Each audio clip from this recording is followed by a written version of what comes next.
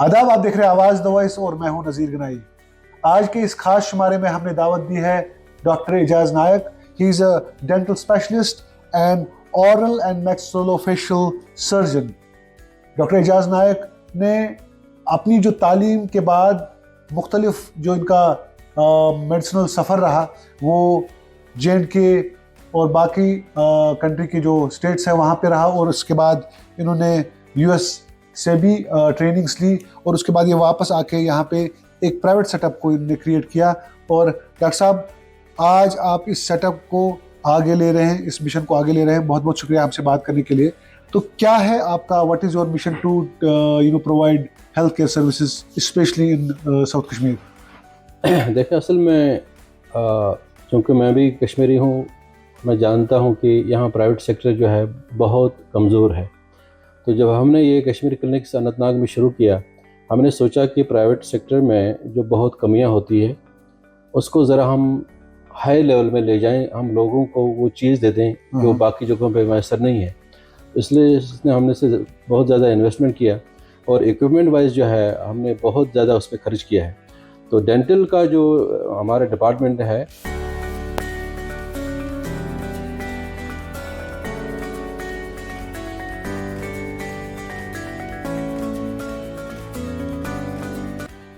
Specialist जो माने जाते हैं, तो वो सारे के सारे मासवा एक के यहाँ काम करते हैं, और जो भी पेशेंट आता है जिसको ट्रीटमेंट की ज़रूरत है तो उसको वही स्पेशलिस्ट ट्रीट करता है। तो हमारा मकसद ये है कि एक ही फ्लोर में हम हर किस्म का ट्रीटमेंट मैसर रखेंगे पेशेंट को, और ये अफोर्डेबल रहे। यानी इस जगह पे जो ट्रीटमेंट है उसका कॉस्ट जो है वो बाकी जगहों के बराबर या उससे कम, उससे हम ज़्यादा नहीं लेंगे। बल्कि हमने ये भी रखा कि अगर कोई ऐसा पेशेंट है जो हमें अचानक मिले, ट्रॉमा पेशेंट या कोई इस तरह इंजरी पेशेंट, या कोई अचानक कोई गरीब हो जिसके पास इस तरह नहीं हो, उसको हमने ये रखा कि उसको हम फ्री भी कर सकते हैं। तो ये हमारा मुद्दा मकसद था कि हम हाई क्वालिटी एक तो प्रोवाइड करें लोगों को, दूसरा हर एक स्पेशलिस्ट यहाँ अवेलेबल रहे उनके लिए। आपने यहाँ से तालीम हासिल करके और फिर मुल्क के मुख्तलिफ रियासतों से आपने ट्रेनिंग्स ली, और उसके बाद आप US भी चले गए। तो अपने सफ़र के बारे में बताएं हमारे नाज़रीन को, जब आपने कहाँ से स्टार्ट किया? मैंने BDS यहाँ से किया, गवर्नमेंट डेंटल कॉलेज से। उसके बाद मैंने MDS किया ओरल एंड मैक्सिलोफेशियल सर्जरी में king George medical university Lucknow में। तो ये 2007 to 10 थे हम। फिर उसके बाद मैं वापस आ गया। रजिस्ट्रारशिप के बाद में एक फ़ेलोशिप मुझे मिली है, इंटरनेशनल फ़ेलोशिप, वो मैक्सिको सिटी में। तो वो मैक्सिको सिटी बहुत ही populated, second populated city in world है। तो वहाँ लोमस वेटिस एक बहुत ही अच्छा हॉस्पिटल है, वहाँ मुझे ट्रामा की फ़ेलोशिप मिली, और मैंने ट्रामा में वहाँ फ़ेलोशिप की, जो फेशियल ट्रामा। वैसे मैक्सिलोफेशियल सर्जन जो है हम ट्रामा जानते हैं, लेकिन वहाँ और ज़्यादा एक्सपर्टाइज मुझे मिली, मुझे मौका मिला बड़े रिनाउंड सर्जन के साथ काम करने का। उसके बाद मैं वापस लौटा, क्योंकि वो एक किस्म की सेंक्शन ली हुई थी मुझे। तो वापस आकर के फिर मुझे दोबारा इंटरनेशनल फेलोशिप मिली है स्विट्ज़रलैंड में, स्टडी मेथोडोलॉजी। ये 2014 में चला गया मैं स्विट्ज़रलैंड। तो मुल्क का तमाम दुनिया में एक मशहूर इंस्टीट्यूट है AO फाउंडेशन। अच्छा। तो वो स्विट्ज़रलैंड में बाज़ल में भी है और ज़ुरिक में उसका सेंटर है। बाज़ल में ख़ास उनका एक रिसर्च सेंटर है जहाँ पर बोन फ्रैक्चर जो होते हैं, या जो हमारे पास फेस में जो बोन्स होते हैं जिन्हें उनका फ्रैक्चर हो जाता है, उसको हम प्लेटिंग करते हैं, या ऑर्थोपेडिक्स में डिपार्टमेंट में देखेंगे वो सिंथेसिस जो है वहाँ पर है उसका। बाज़ल उसको बोलते हैं, वो हम बाज़ल बोलते हैं, बाज़ल सिटी में है वो, ये डावोस में। तो मैंने बाज़ल में भी काम किया और डावोस में भी मैंने काम किया। तो उसके बाद मैं वापस आ गया, लेकिन बहरहाल बाज़ वजूहात की वजह से मैंने फिर 2022 में मैंने VRS ले लिया। मैंने गवर्नमेंट से रुखसती ले ली परमानेंटली। तो मैंने सोचा कि हम क्यों ना एक प्राइवेट सेटअप हम ऐसा इस्टेब्लिश करेंगे। तो हम फिर कुछ डॉक्टर मिल के हमने यहाँ अनंतनाग में सोचा, क्योंकि श्रीनगर में सारे लोग शुरू करते हैं, हमने सोचा क्यों हम श्रीनगर से बाहर निकलेंगे। तो ये मुद्दा था कि उनको हम कंट्री लेवल का, जो हाईएस्ट लेवल का इक्विपमेंट के हिसाब से, एक्सपर्टाइज के हिसाब से हम उनको दे दें। इसलिए यहाँ हर एक डिपार्टमेंट देखेंगे आप कश्मीर क्लिनिक्स में, डेंटल के अलावा भी है, यहाँ है वो सबसे अच्छे डिपार्टमेंट है, सोफिस्टिकेटेड है, उनमें कंसर्न स्पेशलिस्ट अवेलेबल है। अच्छा। तो इसलिए जो डेंटल का भी हमने जो बनाया, हमने उसको मैंने मॉडर्नाइज जो हमारा क्राइटेरिया होता है उसके हिसाब से हमने बनाया। मसलन वहाँ आप फिटिंग देखेंगे अंडरग्राउंड है, कोई पाइप बाहर नहीं है, बाकी चीज़ आप देखेंगे उसको। और फिर स्पेशलिस्ट मैंने अवेलेबल रखे, एक पेशेंट आएगा अगर उसको जो है ज़रूरत है मसलन रूट कनाल की, तो उसको रूट कनाल स्पेशलिस्ट ही काम करेगा, उस पर रूट कनाल करेगा, जिसको एंडोडोंटिस्ट बोलते हैं। अगर बच्चा आ जाता है तो उसको वही बच्चों का जो स्पेशलिस्ट है डेंटल, जिसको पीडियोडोंटिस्ट बोलते हैं, वो ट्रीट करेगा। अगर किसी को डेंचर की ज़रूरत है या ब्रिज की ज़रूरत है तो उसको प्रोस्थोडोंटिस्ट ट्रीट करेगा।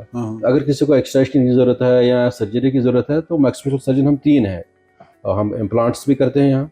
तो इसमें जो सबसे टॉप ब्रांड मैक्सिमल सर्जन जो कश्मीर में है वो मेरे क्लिनिक में काम करते हैं, तो वो मौजूद है। तो इसके अलावा ब्रेसेस के लिए अलग डॉक्टर है, ब्रेसेस का भी डॉक्टर आता है। तो ये मुद्दा ये था कि एक ही फ्लोर में हम क्यों ना हम अलग अलग स्पेशलिस्ट हम रखेंगे, पेशेंट को एक फ़ायदा हो जाएगा, उसी ट्रीटमेंट में उसी चार्जेस में उनको एक स्पेशलिस्ट काम करेगा। तो ये हमारा मदद था कि जिस तरह हमारा यूरोप में, अमेरिका में, चूँकि मैंने देखा वहाँ अलग अलग स्पेशलिस्ट ट्रीट करते पेशेंट को, वहाँ वो क्रॉस नहीं करते। तो वही मेरी ख्वाहिश थी कि इस तरह यहाँ हम पर कर ले। अब सेटअप तो आ गया, अब ये जो डेंटल हाइजीन की अगर बात करें तो डेंटल हाइजीन यहाँ पे अगर वेस्ट की बात करें तो बहुत ही एक्सपेंसिव माना जाता है, और people are very cautious about dental hygiene. तो यहाँ की अगर बात करें तो कैसा आपको लग रहा है कि क्या किस नौइयत के पेशेंट आते हैं, और किस नौइयत की यहाँ पे दांतों की जो बीमारियाँ हैं वो किस नौइयत की है? असल में ये बहुत बड़ी प्रॉब्लम है कि लोग अवेयर नहीं हैं बाज़ चीज़ के बारे में। मसलन एक इंसान जब खाता है तो उसके बाद उसको दांतों की सफाई की ज़रूरत पड़ती है।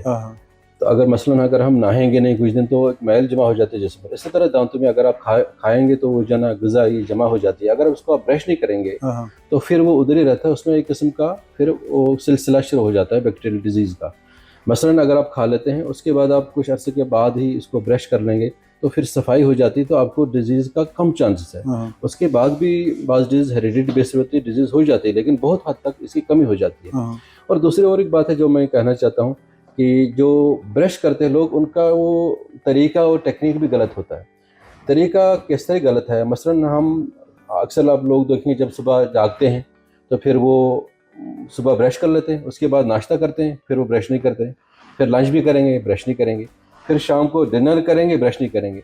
इसका मतलब है आप अगर ये देखेंगे 24 आवर्स में आपके दांतों पे कितने देर तक ग़िज़ा रहा, ये तकरीबन 24 आवर्स से रहता है, लेस देन फ्यू मिनट्स जो आपने सुबह उठ के जो ब्रश किया। इसको थोड़ा सा रिवर्स करना है, मैं बताऊंगा ये अगर आप लोग सुन रहे हैं अच्छी तरह से। मसलन उनको इस तरह आदत बना लें, शाम को डिनर के बाद ब्रश कर लें, आधे घंटे के बाद या साथ ही कर लें। इसके ये बहुत ज़रूरी है शाम का ब्रश।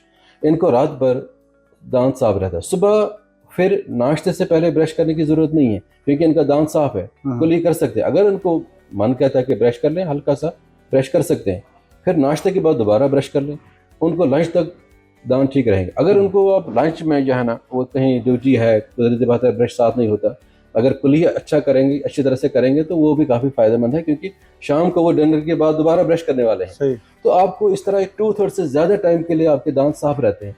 थोड़ा सा उसको रिवर्स करना, नाश्ते के बाद ऑलवेज याद रख लें after meals brush, after meals, remember it, not before meals. Before meals your choice, after meals आप डिनर करते हैं उसके बाद ब्रश कर लें, अगर आप लंच करते हैं इसके बाद ब्रश कर लें, नाश्ता करते ब्रश करते। लंच में आप चूँकि मुश्किल है, आप ड्यूटी पर है बिल्कुल, और नाश्ते के बाद और डिनर के बाद याद रख लें, और फिर बहुत हद तक आपकी डिजीज जो है वो कम हो जाएगी। हमने यहाँ पे देखा कि टूथ एक्सट्रैक्शन बहुत कॉमन प्रैक्टिस रही थी कुछ साल पहले। अभी वो बाज़ाब्ता एग्जामिन होता है, अदरवाइज कोई भी कोएक्स भी होते थे, सड़कों पे भी लोग होते थे वो भी दांत निकालते थे। तो इस प्रैक्टिस को आप कैसे देखते हो? और टूथ एक्सट्रैक्शन जो है एक साइंटिफिक प्रोसेस से ही इसको अंजाम देना है, तो क्या लगता है उस जीवन में आपको? मेरा ख्याल है कि कुछ सालों से अब ये प्रैक्टिस बंद हो गई। ज़्यादा लोग जहाँ जाते हैं डॉक्टरों के पास, वो कहते हैं कि डॉक्टर साहब ये ट्रीटमेंट कर लीजिए, बचा लीजिए। मुख्तलिफ किस्म के ट्रीटमेंट्स अवेलेबल है तो जिससे दांत बचाए भी जा सकता है। मतलब अगर रूट भी मौजूद होगा, रूट पर भी हम दूसरा दांत बना सकते हैं, पोस्ट कोर उसको बोलते हैं। तो ये दांत निकालने का जो सिलसिला है ये काफ़ी हद तक रुक गया है, और आप देखेंगे अक्सर लोगों में ये अवेयरनेस आ गई है कि दांत निकालने का ज़्यादा नहीं होता है। लेकिन चूंकि यहाँ गवर्नमेंट सेक्टर में ज़्यादा डॉक्टर्स अवेलेबल है, लेकिन वो रेशो जो है वो लैकिंग है। मसलन population versus doctors ratio, population versus dentist ratio बहुत कम है यहाँ, हाँ। जो स्टेट्स में है या अर्बन कंट्री में उसके हिसाब से बहुत कम है, ये रिक्रूटमेंट नहीं होती। अब जो प्राइवेट सेक्टर में जो लोग आते हैं तो उनका भी मसला रहता है कि पेशेंट अवेयर नहीं है। हाँ। तो इसलिए अगर जो है इस तरफ तवज्जो दी जाए कि लोग जो ट्रीटमेंट की ज़रूरत है जिनको अफोर्ड नहीं कर सकते, अगर गवर्नमेंट सेक्टर में ठीक ठाक डॉक्टरों को रिक्रूट किया जाए तो वहाँ जो बेचारे गरीब लोग हैं जो अफोर्ड नहीं कर सकते प्राइवेट में, तो ये सिलसिला और ज़्यादा रुकेगा। तो बाद में प्राइवेट सेक्टर साथ का साथ चलता है। प्राइवेट सेक्टर में भी अगर अच्छी तरह से उसको इन्वेस्ट करेंगे तो उसका जो है उसका फ़ायदा हो जाएगा लोग। डॉक्टर साहब, आपकी खुद की भी एक्सपीरियंसेस रही, आप गवर्नमेंट डेंटल कॉलेज श्रीनगर से आपने वहाँ पे काम भी किया, वहाँ से पढ़े भी, और उसके बाद आप प्राइवेट सेक्टर में आ गए। आपको क्या लगता है कि कितना ज़रूरी है वाइब्रेंट प्राइवेट सेक्टर यहाँ पे होना, और उसके बाद उस ज़िमन में जो गवर्नमेंट सेक्टर है यहाँ पे वो भी कितना लोड जो है उसमें आ सकता है, तो उसके बारे में बताएं। बहुत डिफरेंट है। देखें, मैं बताऊंगा, मैंने गवर्नमेंट सेक्टर में काम किया है। मसलन एक डॉक्टर जो है, डेंटिस्ट जो है, वो 50 पेशेंट देखता है या 100 पेशेंट देखता है। अब देखें क्या होता है। आप देखें यहाँ कश्मीर में हेपेटाइटिस का जो है ना बहुत ज़्यादा रुझान है, हेपेटाइटिस काफ़ी हद तक लोगों में फैल गया है। हाँ। उसकी एक वजह ये भी रही है, इसमें बाद स्टडीज़ भी हुई है, मैं ये ऐसी बात नहीं कहता हूँ हवा में, कि हेपेटाइटिस फैलने में इस बात का भी असर रहा कि बाज़ क्लिनिक्स पे या बाज़ अस्पतालों में ऑटोक्लेविंग का जो है ना ख्याल नहीं रखा जाता। मसलन हाँ। अगर आप वो इंस्ट्रूमेंट जो है ना इसको अच्छी तरह से ऑटोक्लेव नहीं करेंगे, स्टरलाइज नहीं करेंगे, और वो दूसरे पेशेंट में इस्तेमाल कर सकते हैं, जो अगर उस बंदे को कोई भी डिजीज़ है, वो मसलन हेपेटाइटिस, ये फैल जाता है। तो अब एक डॉक्टर 100 पेशेंट देखता है, उसके पास क्या उतने 100 किट्स है कम से कम, जो उसको बोलते हैं हम डायग्नोस्टिक मिरर प्रोब वगैरह, तो ताकि वो देख सके। अगर वो 50, अगर 100 नहीं है, 50 से अवेलेबल है, जब तक वो 50 को देखता है फिर 50 और ऑटोक्लेव हो जाते हैं, यहाँ 20-25 ही है। तो इस बात को देखना पड़ेगा जो एडमिनिस्ट्रेटर्स हमारे हॉस्पिटल में, उनको ये देखना पड़ेगा कि हमारे डेंटल क्लिनिक पे जो उनको डिपार्टमेंट्स है उसमें सफिशिएंट डायग्नोस्टिक, जिसमें हम चेकअप करते हैं क्या मौजूद है। अगर 100 पेशेंट का वहाँ रेशो है, 50 भी हों, तो नेक्स्ट 50 को, तब तक वो 25 को ऑटोक्लेव करेंगे जब तक उन 25 को देखेंगे। एक बात तो ये है।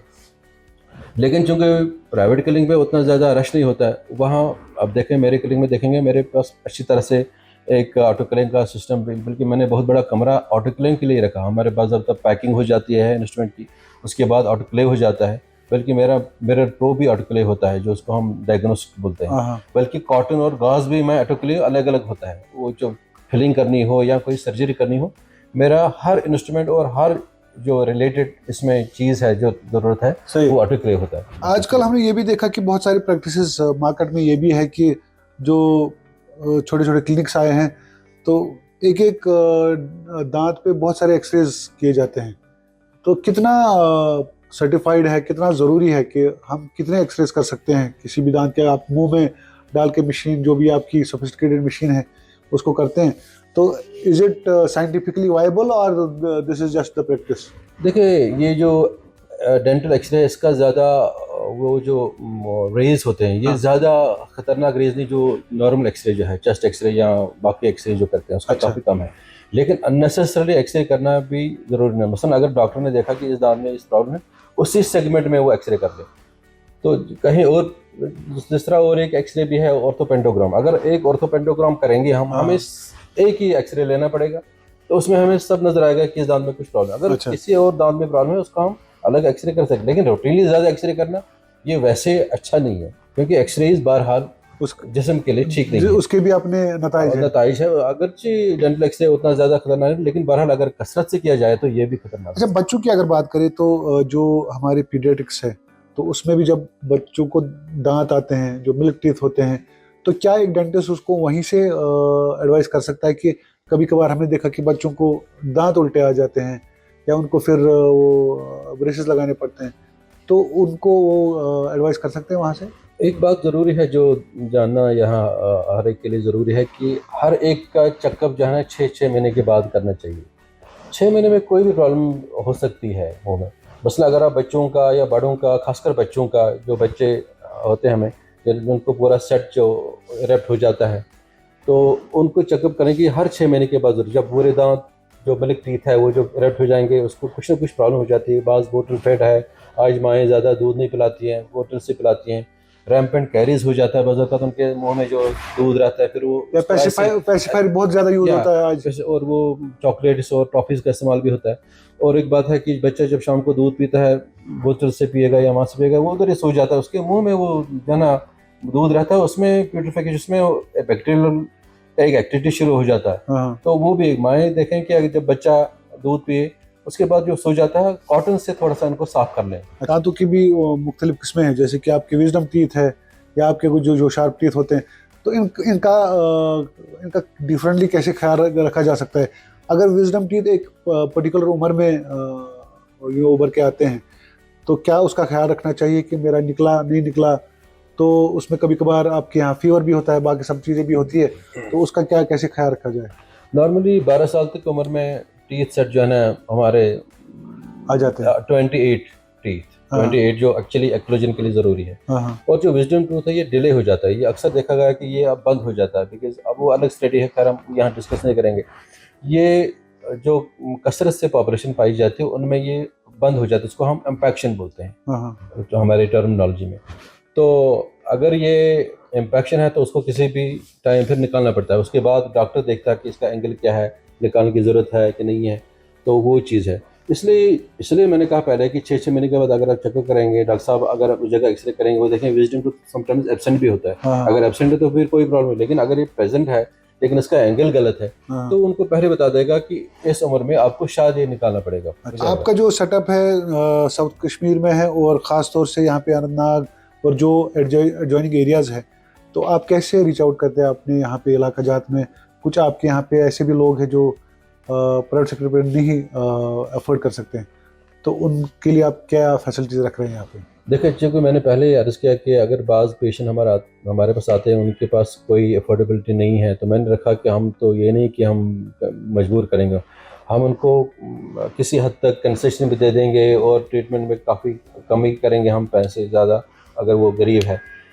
लेकिन दूसरी बात है कि हम कोशिश करेंगे, क्योंकि हमारा सेटअप बड़ा है, तो ऑनवर्ड्स हम कोशिश करेंगे कैंप्स लगाने की, फ्री चेकअप कैंप्स करके करेंगे, हम विलेज लेवल पे करेंगे या बाहर स्कूलों में करेंगे, उसका एक फ़ायदा हो जाएगा। लेकिन अगर बाज़ औक़ात हमारे पास कोई पेशेंट आएगा जिसको मसलन हमारे पास सारे स्पेशलिस्ट अवेलेबल है, वो कहेगा कि मेरा अफोर्डेबिलिटी ज़्यादा नहीं है, तो अगर वाकई वो गरीब है तो दैन वी कैन कंसिडर, ऐसी बात नहीं कि हम उसको कहेंगे नहीं जी आप हमारे पास नहीं आ सकते, हमारे लिए दरवाजे खुले हैं उनके लिए भी, अगर कोई ऐसा है।